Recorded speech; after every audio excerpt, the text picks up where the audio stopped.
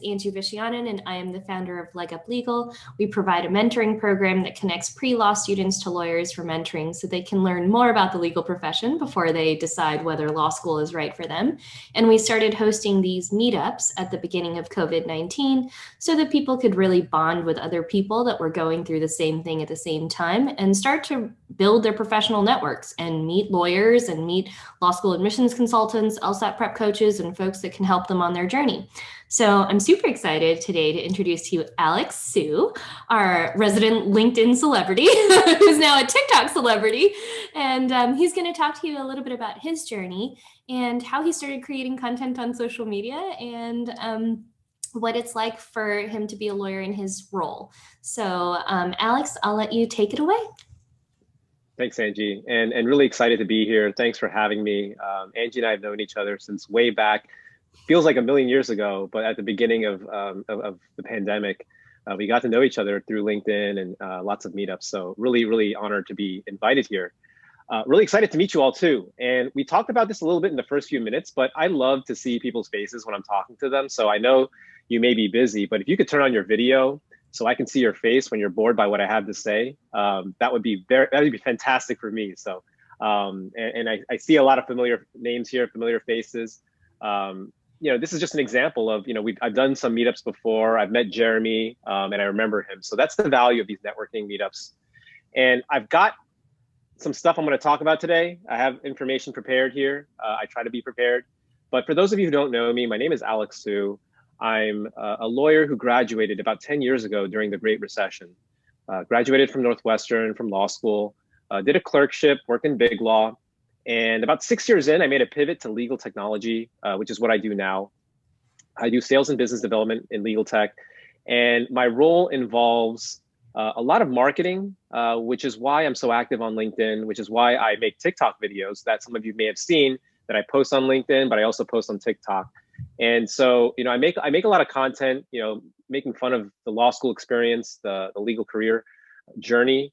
So what I'd love to hear from you about is, for those who are here, if you're a pre-law, can you raise your hand just like this? If you're a law student, could you raise your hand?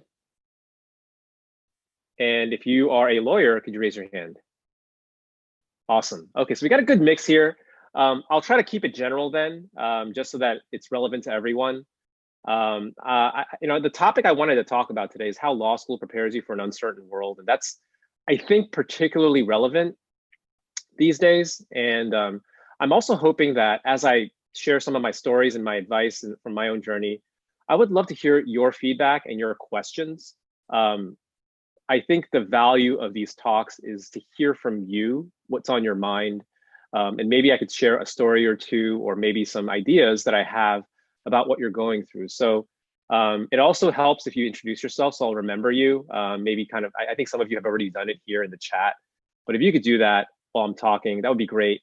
And I think if you can, again, ask questions, that'll give me some good, and help me provide more content for you, more stories for you, more advice for you. So if you could do that, that would be great, but I'm gonna just dive right into it. So as I mentioned, I used to practice law, and I made a transition out of law to a different type of practice. Not practice really, but really just what I do is I do sales and sales and marketing for a legal tech company. So essentially my audience is in-house lawyers, senior lawyers at firms, people who may want to take and adopt legal technology. So that's what I do on a day-to-day basis. And so I think what I wanted to talk about, again, is how law school prepares you for an uncertain world. And I think for those of you who are lawyers on the call, like, this is applicable to you because you've all gone through the law school experience. So there's 5 really areas I think where you really benefit from having a legal background. The first one obviously is having developing transferable skills in law school. I think that's number 1. Number 2 is jobs are platforms. I think the jobs that you get as a lawyer, they're not just there to make you money. They're there to provide you an opportunity to learn more, build your network, and things like that. So I want to talk about that a little bit in my experience. And then number 3, I want to talk about how law is an ecosystem. You might think that originally you went to law school for a very specific type of job, But the legal industry is an entire ecosystem. If you just look at like someone like Angie, what she's doing now, she came from being a practicing lawyer, and now she's providing this this amazing platform for people to connect with one another. That's just part of the ecosystem. And I want to talk about that because I think there's many opportunities for you to fit in. And then fourth, I want to talk about networking and how to do that properly. I posted on LinkedIn this week about networking, how I think people are doing it wrong. I think networking is not about just going in and meeting people and finding out what you can get out of them. I see Ariella smiling. I wonder if that means that you've seen my post, but I feel very strongly about this. You don't want to build your network just by seeing what you can get. You guys know, have you been in networking events? The people who shake your hand and just like look at your name tag and that's all they want out of you. It's the worst. So I want to talk about how law school provides you a platform or an opportunity to meet people, how it provided me an opportunity to do business development today, because the people I used to drink and party with in law school, they are the people I sell and market to today. So I want to talk about that. And then last, I want to talk about what I think is most important for all of you, and this goes beyond legal. I think it's most important to find your superpower. That's a lot of self-knowledge, knowing what you're good at, especially what you're bad at, what you hate. Because over time, you want to avoid jobs and roles where you're doing something you hate and you're doing more things you enjoy. And I think it takes a while to figure out what that is. But once you do, and you find the right role for yourself, work becomes something very different than just kind of punching in the clock. So those are the things I want to talk about today. I'll go in order. And I'll start off by talking about transferable skills. Won't spend too much time on this because you may have heard it before, but if you're in law school, if you're a lawyer, if you're thinking about going to law school, you know what you're going to get out of the experience. You're going to become an excellent researcher and writer. You'll be great at analysis. And so I won't spend too much time talking about that, but those of you who have gone through the experience, you know that that's going to be super important and helpful for you. I didn't think that would be a big deal, but now when I'm at work, the speed at which I can compose clear emails, it's just unmatched. My colleagues who are in business development, they can't summarize information as quickly as me. That's what your Iraq was for. That's what you're writing memos. That's what's helped you synthesize that information. So I would say that's something that you want to remember. You're preparing for a legal career, but you're also preparing for a lot of other things. So that's my first takeaway from that. And I see a comment here from Ariella. You were networking wrong for many years, but through the magic of LinkedIn during COVID, you're developing valuable relationships. I'm going to jump fast forward to that topic. That's topic number 4 for me. I'll share a couple of ideas and stories I've had. So as I mentioned in my LinkedIn post, some of you may have seen it, but when I was in college, I didn't know what I was doing with my life. I didn't have any of these business internships that everyone seems to have. I volunteered and I did work for a student age daycare. I worked with kids. And so someone told me, hey, you've got to become a serious grown up now. You got to take these real internships. I'm like, I see people smiling. I don't know what that means. I don't know how to get a job. I don't know how to get an internship like that. And so my career services told me, hey, get out there, network with people. We have an event in Boston. I was in Pittsburgh at the time for college. It's in Boston, so you should go to this networking event. And I was like, okay, cool. I'm going to go to Boston from Pittsburgh. It's like a 12-hour drive, or it wasn't a 12-hour drive. It was something really long. I think I made a lot of stops, but went really far away to this event. And all I did was meet people. And it was the worst experience ever because it was like you were shaking hands with someone. They were looking for a job. You were looking for a job. Okay, I'm done with you. I'm going to go to this next person. I'm trying to find a job. You're trying to find a job. And it was just a terrible experience. And I thought, well, I think this can work for some people. I don't think it works for everyone. And it doesn't work for me. And so I just stopped networking and I started focusing on student organization stuff at college. I led some student organizations. I was part of a fraternity. I threw a lot of parties and I just really enjoyed it. And the people who came to my parties, obviously a lot of them were just for social reasons, but I think there's also people looking for social interactions. And so they would come to the party and, we'd have a good time and we joke a lot. And over the years, and this wasn't apparent right then, but over the years, these people became, head of product, senior engineering folks, executives at other companies. And so had I focused on just trying to get a job by networking in college, I wouldn't have had the opportunity to build those relationships. Now I have so many relationships all across the world with people who are now in very high level positions. I'm in my late 30s.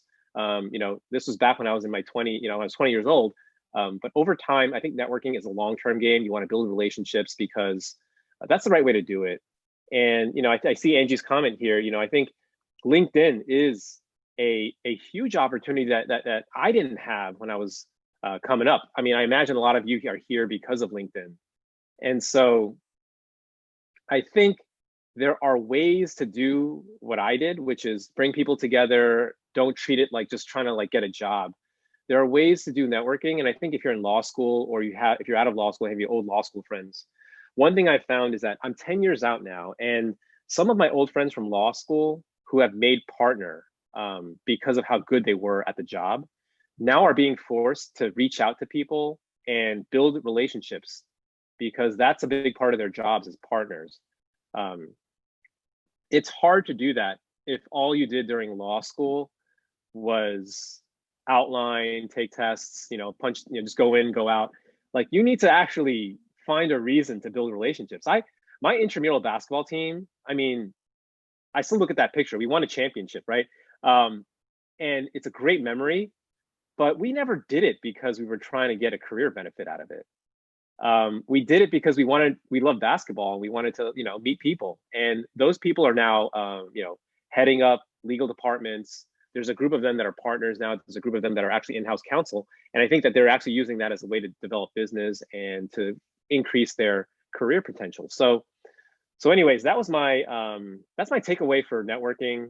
We could talk more about it. And for folks who are just joining, I'm just going through a list of topics I want to talk about. And just would love to hear from you if anybody has any questions or thoughts you have. The topic is how law school prepares you for an uncertain world. Feel free to just chime in on the chat. I'd love to hear from you. If you want to introduce yourself on video, we can. We'll do Q&A at the end. But I wanted to talk about networking. I also wanted to talk about how you think about jobs. So while I catch my breath here and catch up on coffee, for those of you who are actual practicing lawyers, could you introduce yourself and tell me what you do? And I'll talk a little bit about how I think your job could be a platform. And I'll talk also about how my own experience, my first job, my second job, my third job out of law school became a platform as well. So I'm going to kick it over to, I think, Abigail. I think you might have raised your hand for law. Maybe I misremembered. Are you a lawyer? Student. Well, I'm going to come back to you, but I remember you because you turned on your camera earlier on. Sorry for putting you on the spot. But for someone who's a lawyer, could you please volunteer yourself and tell us what you do? I'll start. So I'm Ariella. I am an FDA regulatory attorney. I have really mainly been doing policy work since I graduated law school in 2015, and I'm kind of in a transition phase right now, actually, and kind of figuring out if that's still what I want to do, if I still want to be in the FDA space in general, and if so, how else can I do it? Because I'm actually in a phase now where I'm realizing that policy requires a lot of patience. and something that I hadn't thought about when I was in law school is actually a really important kind of thing to think about, which is what's my personality and what is going to be the best fit for me, and how do I get energized and what drains me. And so I've taken the time to self-reflect a lot very recently, which honestly I think is a thing that it never occurred to me to do when I was in law school. I went to school thinking like, oh, I know exactly what I'm going to do. That's what I'll do. That's what I'm doing now for the most part. And I think we often move so quickly and we don't pause to think about, well, am I still on the right path? And so I've been taking that time to think about that question. And so I am curious about kind of, it's an interesting conversation, because I think one of the things that I've struggled with is thinking like, oh, well, the fact that I'm a lawyer and what I do kind of defines me in a way. And I've had to kind of rejigger my thought process about that and be like, no, I define me as me, and what I'm doing is just what I'm doing. And so I'm kind of thinking about, just what do I want to do next? And it's an interesting place to be. But I do want to honestly encourage law students to think about, not just what excites you like subject matter wise, but how do you like to spend your day? Because it's not really a question that I thought about when I was in law school. And I also don't know that I knew that to think of that, and also how to find the people to ask those questions.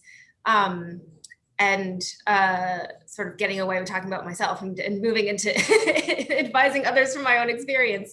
But yeah, that's a little bit about me. And another thing I'll just add, and I'm chatty, so feel free to cut me off at any point. I recently launched the Wellness Esquire because as a lawyer and just I think the type of person who goes into law school, really, like, we don't think about taking care of ourselves, and that's really, really vital for our overall success, let alone happiness and fulfillment.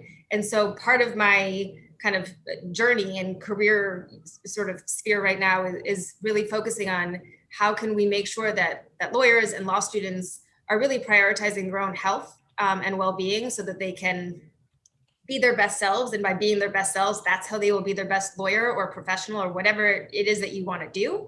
But we really need to kind of, that's kind of a big part of what I'm doing right now is, it's the lawyer part of me with the job and the FDA regulatory stuff. And then this other part of me that's like, well, how do I make sure that I don't burn out and I'm happy and I can stick with a career path that makes me feel good and that I'm energized to do. Yeah, I love that you shared your journey, and I appreciate that. Thank you. I had a similar experience. I think also when I started off, and this is something that's probably top of mind for pre-laws and for law students, you're so focused on getting that great first job, that great career opportunity. But in the long run, jobs are just there for you to do your work. The job is there. They're looking for very specific profiles of types of people for that role. And what you might believe to be your dream job might not be a good fit for you. It's just because that's what the firm is looking for. When I joined the big law firm that I did, some of you know that I'm a very creative person and I like talking to people. But when I got my dream job, which, when I got the big law job I thought it was a dream come true. But when I got inside of the firm, I was like, this is terrible. I don't like doing any of this stuff. The only thing that this job was good for was that business card so I can brag to my friends and family about where I was working. But it sucked. And I think that not everyone had that same feeling, just because some people are designed to work at big law firms. That's for sure. I wasn't one of them. My health was impacted. So kind of what Ariella was saying, I think that those are some of the things that happen when you're at a role that isn't a good fit for you. You start working extra to try to catch up, and it has lots of negative impacts. So, I think that's my takeaway there, but it's great to meet you, Ariella. Thanks for volunteering. I see a comment here from Alexandra. What area of law did you practice? Do you still practice law on the side? Do you have full-time in business development? So I'll work backwards. I'll answer your second question first. I work full-time in business development. I made a very considered choice to leave the practice of law about 4 years ago. And I was a litigator. And then my career path was, I wanted to be a trial lawyer because at the core of it, I think I really enjoy working with people. I wanted to persuade people. I think going to court and making an argument, that was what I wanted to do. So I chose litigation as a practice area because I thought that would lead me to become a federal prosecutor, which a lot of people told me, and in my research, that's a great job. Over the years, I found that was not what I expected it to be.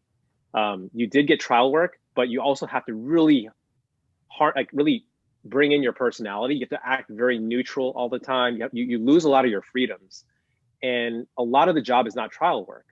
So these are the things you learn over the years, and that's why I think, focusing the topic is preparing for an uncertain world. You may think you know what practice area you want to get into, and when you get into it, it may not be the case. But that's why you want to update your beliefs and maybe make pivots. And that's why I made the pivot, Alexandra. I made the pivot from law because I thought about, well, what am I really good at and what do I really like to do? And I thought I was good at working with people. I have some talents in selling and persuading. Not surprising that I ended up in sales and business development and marketing. And so what I do now is I don't practice law, but the company I work for, Evisort, does contract automation. So we can automatically detect clauses in your contracts.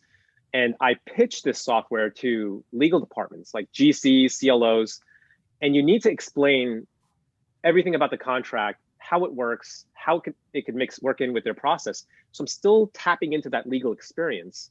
It doesn't just go away. And that's one of the topics I wanted to talk about, which is there's a legal ecosystem that's out there. It's not just the practice of law.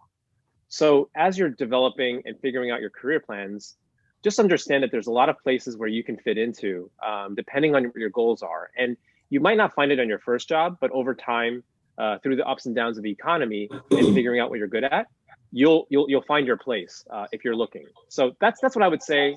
Hopefully that answers your question, Alexandra. Yeah, definitely. Yeah, and I wanted to. I really like this discussion. I definitely agree with. I'll tell a little bit about myself. Like yeah, please. My background is all engineering. I did my master's and PhD in engineering. I was in R&D for 10 years. So law career is my second career kind of. But the engineering kind of fit into the IP world, and law firms now are hiring technology specialists and scientific advisors to work. Practically, I do everything the attorney does. I just cannot sign. And I agree totally, because my journey started, I started a really small law firm as a paralegal because I wanted to learn. I was totally lost in the IP world. I'm like, what is this? You know, so that was really good, even though it was challenging to go from like having a engineering job that was not like, you know, to be a paralegal. Paralegal was very challenging, and actually it's a technical skill, you know, it's not a secretary or anything, like it's a good job. But then I went into a big law, I got a job, and then I was there for 1 year. It didn't work out very well, like with their expectations with me didn't align. I was still learning, and their expectations were way above the hill. And then I went to another big law.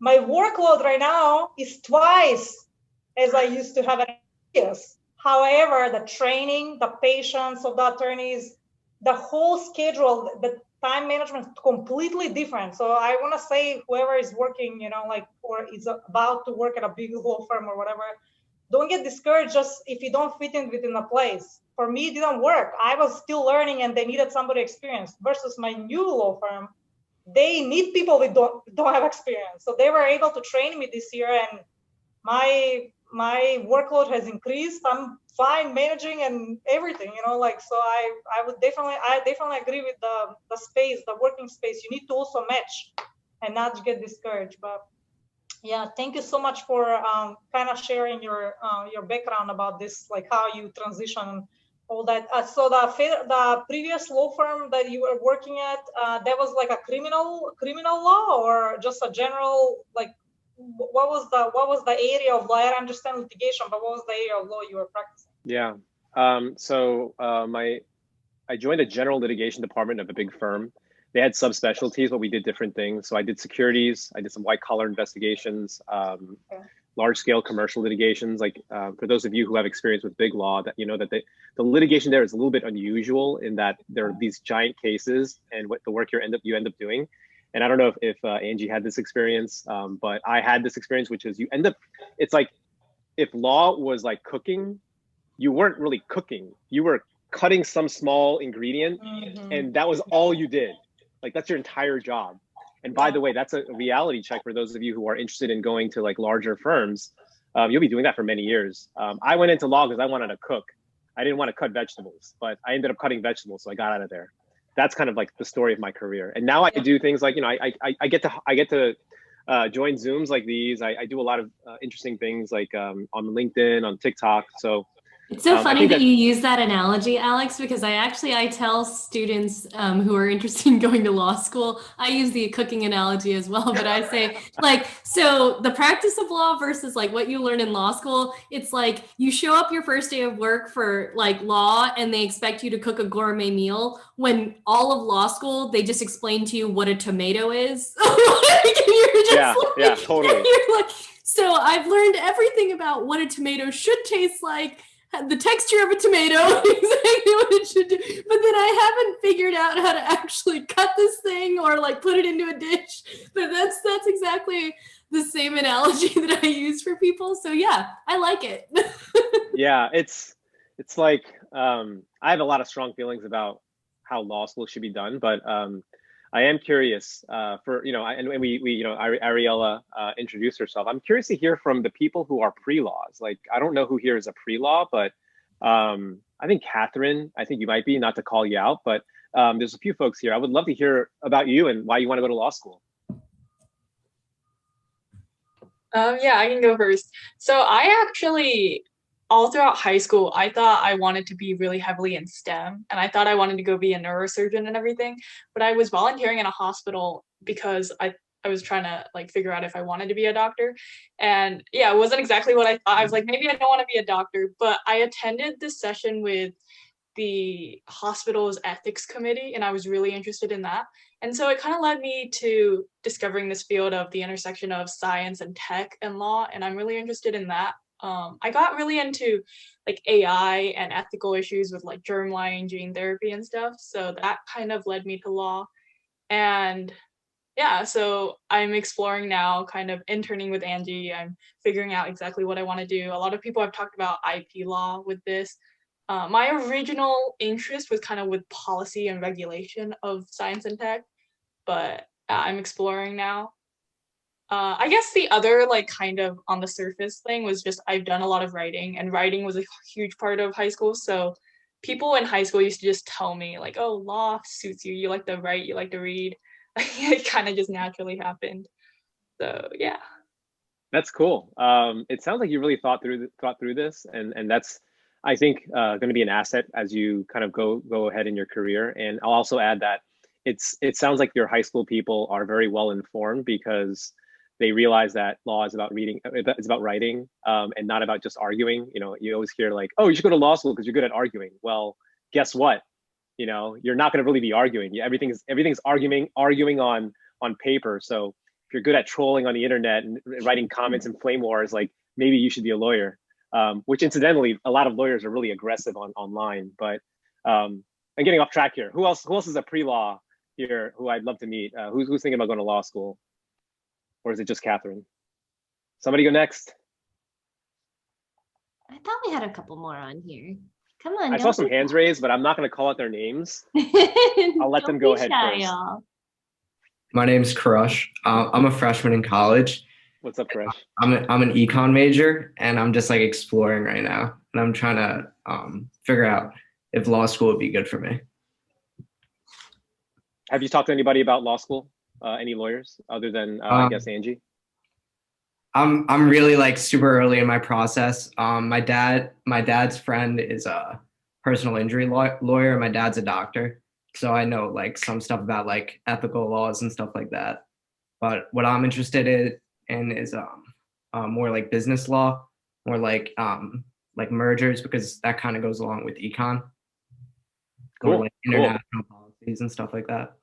Yeah, I mean, hey, follow your interests, and maybe it's law, maybe it's not. But the reason why I ask if you ask anyone is that if you kind of at your stage, when you ask people, almost every lawyer will tell you to not go to law school, which is an interesting. I've heard that. Yeah, I've heard that. You know what I'm saying? I'll give my more nuanced answer, which is, if you have a plan for why you want to go to law school and be a lawyer, go for it. But if you're not sure what you want to do, and if your law school is just kind of a way to do something after college, I would say avoid it just because it's very expensive. But there's a lot of unhappy lawyers, and I think that they project a lot, and that's why they always say don't go to law school.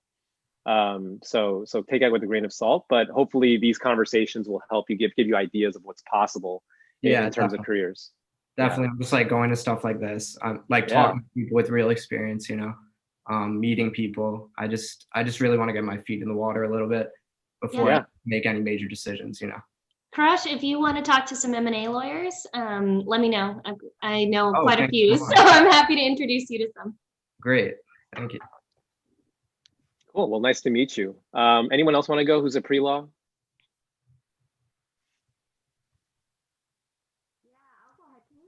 Hi, Nicole. I'm having a hard time hearing you.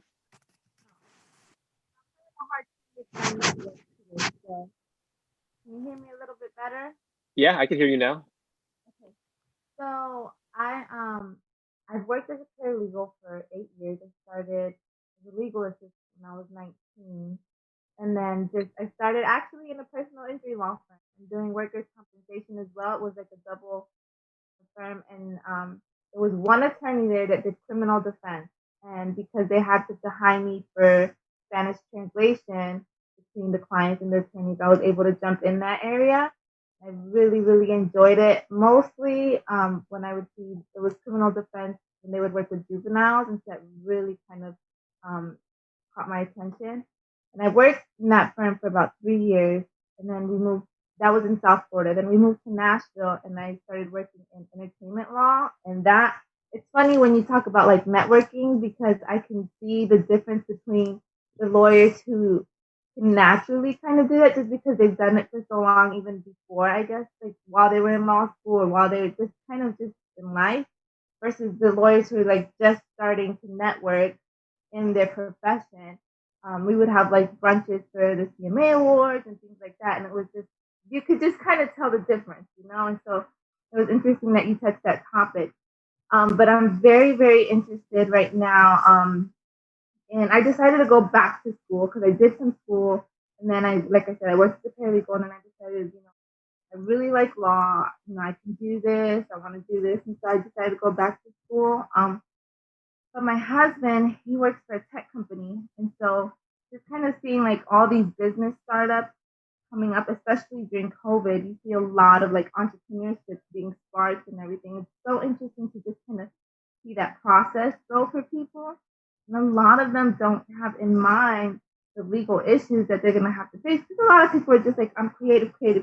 I want to get my idea out there. I want to do this. But then it's like, okay, what about, partnerships or patents or trademarks or things that, the different kind of contracts that go into that. Or like even like with podcasting, you have guests come on.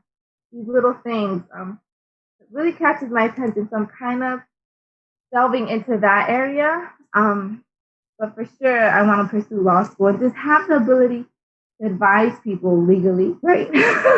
Ethically. And to help them kind of navigate that, as they start their businesses, as they start their journeys, because like everybody on here, we all have a beginning to our journey, and if we could just have some more guidance, and that's just what I'm kind of interested in doing and being in that kind of area right now. Yeah, well, thanks for sharing your story. I feel like you have a good sense of what you want, which is to counsel and advise. And I encourage you, as you make your law school journey, like stay focused on that, because not all law jobs focus on that.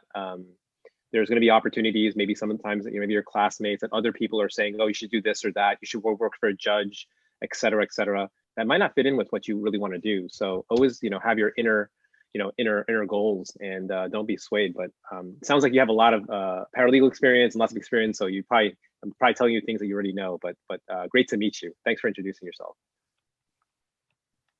I think Joy, you were going to introduce yourself next. Yeah, hi, my name is Joy. I'm an economics major like Karush. For me, like deciding to go to law school, my journey, I guess, is kind of like Catherine's.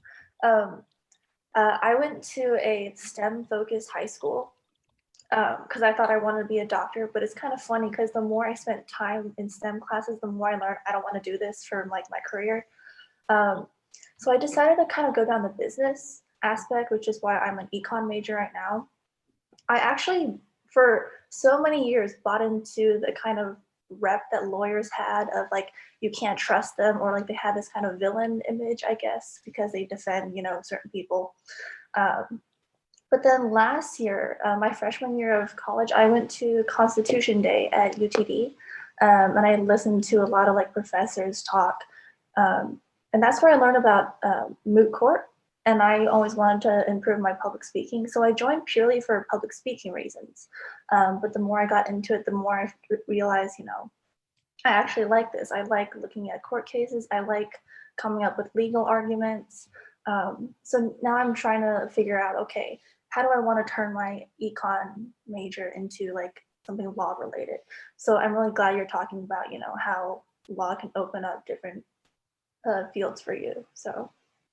Yeah, thanks for sharing. I think that's awesome that you gave it a chance and you're exploring what you're interested in as opposed to some preset idea. I'll add that having a plan doesn't mean you can't change it. And so if you do decide to go into law school and you have an idea that you want to do this type of work, somewhere along the way, you may need to change that plan, but that's okay. We all have done it. And I know that there's some people here on this call who have made some pivots and who are lawyers who know exactly what I'm talking about. So I think it's great that you're exploring this and you're doing probably better than I am, because I never went out and talked to people. I was like, oh, I'm going to find all my information on the internet. And so I went to these online forums, which, by the way, I don't know if you guys check out the Reddit law school forums. They're a lot kinder now than they used to be. I used to I check don't these think forums. so. Actually, this Really? admission cycle, it's gotten real toxic. Interesting. There was when I used to try to research about legal careers. This is probably 2004 to 2006. There was this online forum that was so toxic and unmoderated that I think lawsuits came out of it. Like, people were suing each other for because people would, basically do also say all sorts of crazy things about people. But anyways, that's how I used to get information. I think I wish I had something like this, like LinkedIn, like Angie's meetups to really meet people and learn more. So you guys are all on the right track here. So great to meet you, Joy. Yeah, go ahead. Yeah, I just wanted to chime in to say, I fell into that trap as well, thinking that every single person who wanted to do law must have known for years that they wanted to do it ever since they were little, and they must have all majored in poli-sci, and they must have all have done moot court and mock trial and everything when they were in school. And I felt like I was going to be really out of place, when I got to law school, because I hadn't done any of those things. But it was through talking to a bunch of lawyers before law school that I realized, like, there is no traditional path. And there were so many people who went to law school for just completely bizarre reasons, Yep. I think there were a lot of people who were still trying to figure out exactly who they were when they were in law school. So I think it is kind of an ongoing journey, and you don't have to think that you're going to be behind as soon as you get in, because everybody's kind of starting at the same place, really. Yeah, that's totally true. And you find that as you go to law school, which is a good segue, right? To some of the law students I see here. I think I called Abigail, and she's not even a lawyer, and I was like, oh, you're a lawyer, but sorry about that. Tell us about yourself. Introduce yourself. Where do you go to law school? What's going on? Sure. I go to law school at the University of Louisville Brandeis School of Law. I'm a 1L there. I also did my undergrad at U of L, where I was an English major and a humanities minor. I loved writing, always have. And so that's why I did law school. I was not one of those who knew what kind of law I wanted to practice or anything like that. And I did exactly what Alex said not to do, which is go to law school without a plan. I was very fortunate to have a generous scholarship to U of L. So luckily for me, it's not expensive. But I know, that's a big thing. But mostly now I'm just trying to figure out what I want to do. I have a mentor who is a lawyer, and she recommended that I explore career paths through networking, that I just talk to as many lawyers as possible, hear about everything you can do, and just try to forget about the whole law school aspect of it and just learn about what real practicing lawyers look like. Yeah, and I would recommend, and thanks for sharing, Abigail. I would recommend reaching out to someone named Lisa Lang if you haven't already. That's my mentor. Yeah, that's her mentor. I was about to say that, Alex. Well, clearly you've been doing a good job of networking, because she's fantastic. She's an alum of your law school, and I got to meet her too through LinkedIn, and so great advice from her. I think she has a lot of really, really great wisdom. So good stuff, and great to meet you. Yeah, you too. Thank you. Yeah. All right, Jeremy, I see you got your camera on. You in the car? You want to tell you guys are speaking about yourself? Yeah, go ahead. No, I was saying you guys are speaking about wellness. I just got out of a doctor's appointment, so there's that. Good. Yeah, my name is Jeremy. I am a 1L at Penn State Dickinson Law. A funny thing is, last night I was actually on, I don't know if any of you follow on Facebook, edgy law school memes for T14s, and you were actually the meme of the day. So I know the guys behind it. I know the guys behind it. Yeah. There's a connection to my work. So do you know Litigation God on Instagram also? No, but I'll probably follow them after this. It's these guys who are, you know, anonymous. They make these memes and they publish it on social media. They've got a podcast, and I think somebody who's involved in that project is went to law school with my CEO of my company. So I got introduced. I didn't know that they were who they were until, you know, I was introduced to them. Anyways, long way of saying, you know, I've heard of that. I actually read some of those memes. They're hilarious. They're so good. Yeah, they were funny. Now we got to get Angie on that. Like, you know, Angie has to be a meme now, and it's official now. No, but I you still know, need just to get on listening in- TikTok. Alex, he's challenged me, so I gotta get on TikTok. You have the perfect excuse. You have your dogs. Come on. Oh yeah, Yeah, I do there have you some go. cute dogs. Yeah.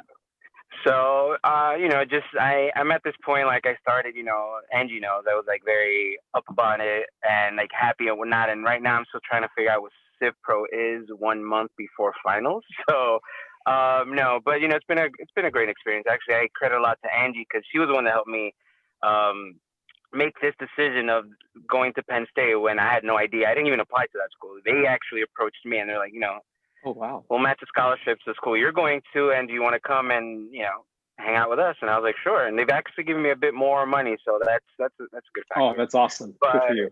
Yeah. So that's where I'm at right now. And as far as networking, I don't have a plan as far as networking. I pretty much just sometimes network for the sake of being around other people outside of my mentor network or my school network, just to chit chat, just to get to know people. I don't have that end goal of like, I'm going to network with you because I'm hoping for a job. It's more just to build connections, just to hear from people.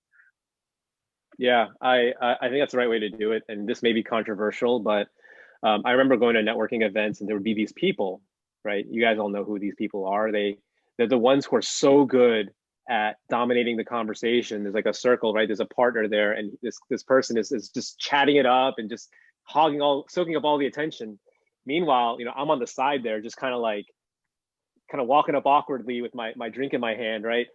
Worst environment for me. I hated it. So I think what I ended up doing was playing basketball, you know, like organizing a team and, you know, meeting friends and just, you know, having a good relationship with everyone. And that ended up being more ROI positive for me than any of those networking happy hours. So I think you're doing taking the right approach. Good stuff. Thanks for sharing. No problem. Yeah. And I know that there's a few more people. I'd love to hear from everyone. And I saw Alexandra Crockett. I saw your background. You know, great to meet you. Sounds like you've got some paralegal experience. So you know what you're getting into. So, but thanks for sharing. And I saw also John Paul. I see your camera's on. Maybe I'll let you intro yourself and tell me about yourself and what you do. So I'm up in Canada, so I think I have a very different perspective from all of you. I think from the US. Yeah, it's different. Yeah.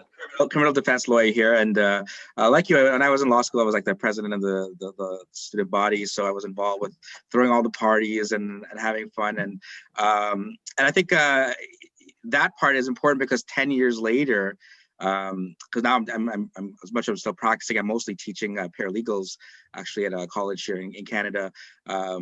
And I connect with all of my friends from law school, and you'll remember those memories, and you remember the times preparing and the events, and you're not going to remember Civ Pro or your classes as much, and the information, and you guys were using the cooking analogy, right? I mean, a lot of the practical stuff you're going to learn, but the connections you learn from going and doing the events, whether it's something like basketball, whether it's something like a club or an activity, and I think as much as now I'm mostly teaching, the law degree is important because it opens up other pathways. So you don't have to necessarily think. And I think going into the first year, for those of you who are 1Ls, it was not necessarily what you thought you were going to do that you end up doing. And a lot of I think the big law is different here in Canada, not nowhere near as big as in the US, but all the people that went into big law here, very few of them 7-8 years later are still in those same kind of firms, and they've transitioned to in-house or they've transitioned to other positions. So just because you don't think you know what you want to do in 1L, I mean, some people don't necessarily know what they're doing once they've graduated. So it's about kind of playing around and seeing what different opportunities are there. But don't necessarily, like we were talking about the jaded lawyers, like, oh, don't go to law school. You could go to law school, but you could always pivot. And I think that's why I really wanted to listen to you, Alex, is what are the other opportunities beyond just practicing law in whatever the field you've come into, because that education is valuable, regardless of if you're a practicing lawyer or something else with your legal background.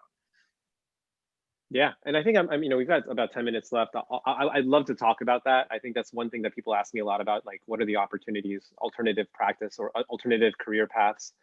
I'm going to talk about that in a second, but I feel like I've been trying to be clever and get everyone to talk, but we haven't heard from Jordan McMurray yet. Not to call him out, but his camera's not on. But hey, look, I know you might be busy, but feel free to turn on your camera, introduce yourself, or drop us a message in the chat.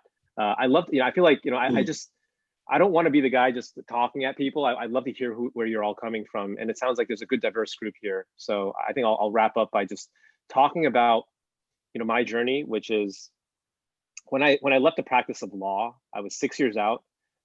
People always talk about exit options from firms or what you can do. And people are looking for a structured path. And there are structured paths like going in-house or doing legal operations or being a recruiter.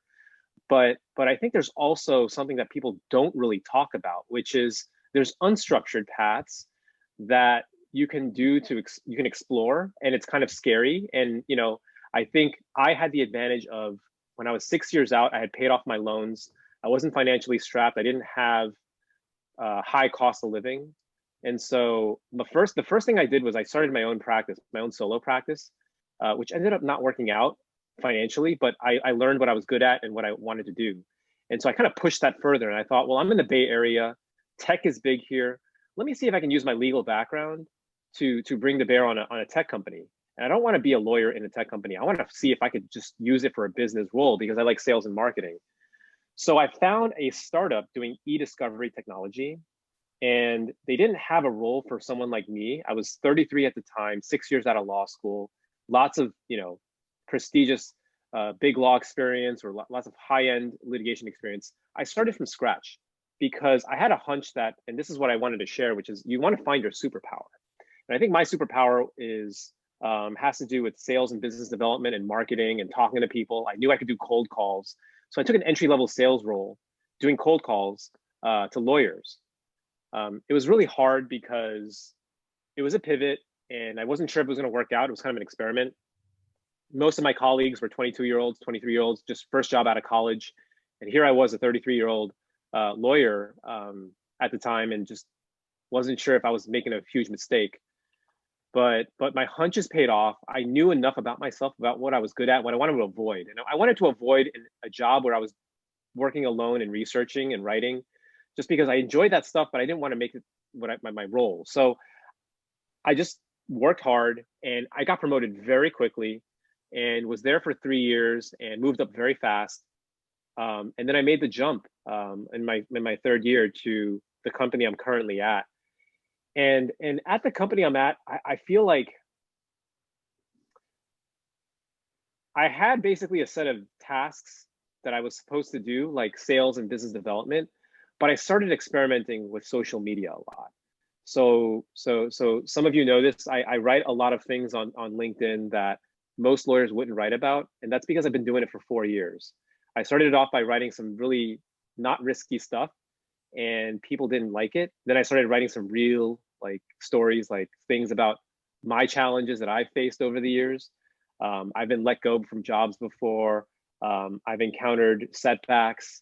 I failed the bar exam the first time I took it, which is kind of unheard of for a big law associate at the, especially at the big New York City firms. So I shared those stories and it gained a lot of traction, and I created this kind of community.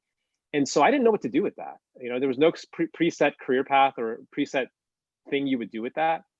But what ended up happening was kind of crazy in that it opened up conversations for me, not just with law students and practicing lawyers, but very high level legal executives who would say, hey, they DM me, they say, hey, look, I hear what you're saying. I myself was let go from this job, or I failed the bar exam too. And this happened to me, that happened to me. I ran into this setback. And it brought me closer to them, where it became a situation where I wasn't trying to do it, but it helped me tremendously for business development. And those experiments and those, crazy, risky social media posts have given me an advantage over everyone else who's trying to do the same thing. In the legal tech space, everyone's trying to get attention from these legal executives. And I have found a way to do it without being very salesy. I just share my vulnerabilities, vulnerable stories, stories of setbacks, lessons learned. They contribute to the discussion in the comments. And now I've found this very unique way to network and do business development. And so the latest part of my journey, which we've touched upon, and I'll mention this very briefly, is that it's now led me to a situation where I find myself making videos on TikTok, which I never could have imagined, right? But I make these videos and these legal executives, they love it because no one talks about it, but I'm reflecting basically my own experiences and frustrations, and it connects me to them. And so I'm not just doing it for fun, which I am doing it for fun, but I'm not only doing it for fun. It's a way to reach out to people, bring people together in the legal ecosystem. So that's a long way, John Paul, of saying there are prescribed paths, and there are also weird, gnarly things that you can do that are really, really tied to your personality that you can experiment with.